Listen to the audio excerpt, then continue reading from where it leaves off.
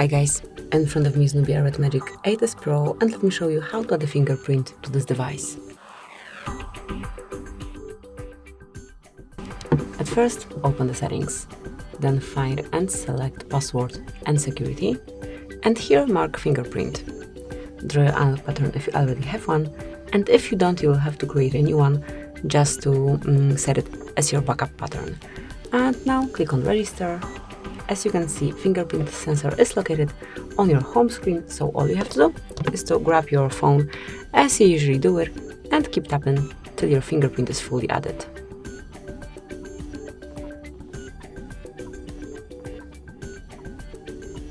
So just lift your finger up and then place it on the sensor till it is fully added. Tap on OK, and that's it. From now on, you can unlock your device with this fingerprint only. Thank you for watching, please subscribe our channel and leave the thumbs up.